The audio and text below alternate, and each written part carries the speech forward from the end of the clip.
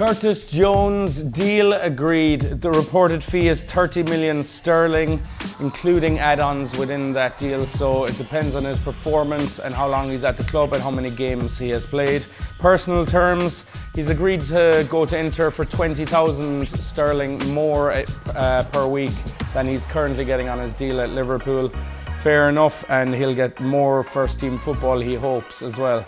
The type of transfer is permanent. There was a loan attempt offered by Inter, which was clever, but after doing that with Harvey Elliott, maybe they've decided against that and they've gone for a permanent move. And the contract situation, Jones is entering the final year of his contract with Liverpool, so fair enough for Liverpool to try and cash in before maybe he winds that contract down next year.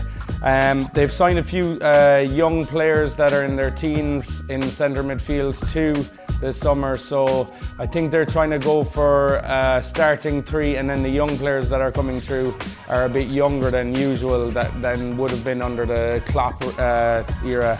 Now, from Jones' perspective, he'll get more first-team football, and from Inter's point of view, Christian Kivu, their manager, loves flexible midfielders, so players that can play from centre midfield, maybe play right midfield, right defender, defence midfield, and a bit of attacking as well. Curtis Jones has done a little bit of all of those. His preferred position is just as a regular centre midfielder, maybe box to box, but he's a little bit more technical than he is defending.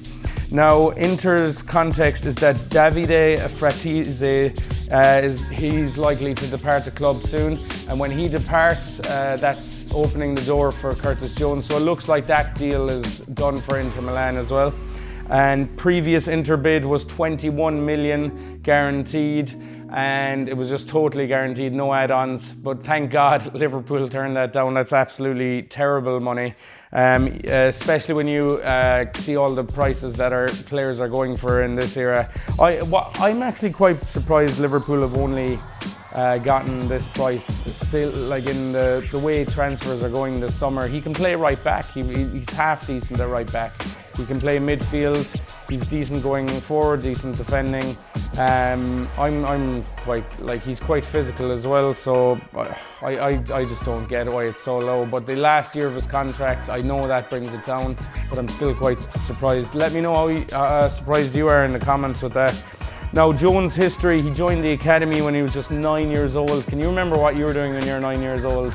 That's how far back it has been for him, 16 years at the club.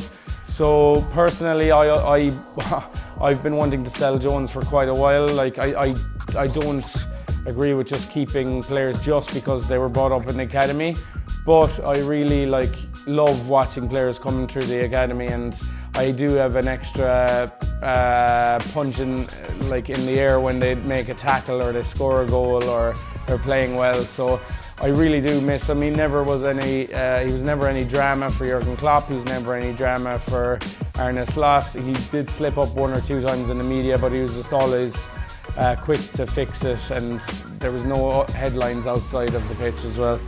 So deal agreed at this point. That's as far as it's gone. He's not flown in and trained with the team or anything for a photo shoot. He still has to do his physical. My take is that in the history of the transfer, there was a few windows where when he was younger he could have been sold for 35 million a few years ago, when 35 million meant a lot more money. I was wanting that to kind of happen after he played a few good games, but I couldn't see him breaking through into the first team ahead of Wijnaldum, Henderson, Milner, Fabinho, and these kind of types of players. So I think we should have done this deal a few years ago, but I'm delighted we had him last season when we needed to fill in so many holes in the team due to injuries and poor form. So that's just my take. What's your take? Do you think we should have held on to him, or do you think our new signings at defence cover the right back position enough? Maybe Frimpong's good performance in the last game against Como, that makes you feel a bit more confident about the right back position. Let me know in the comment section. Like and subscribe, please, and follow. I'm just starting out with the video sections. I've been doing photos for a good while, but thanks for following the video, and talk to you soon.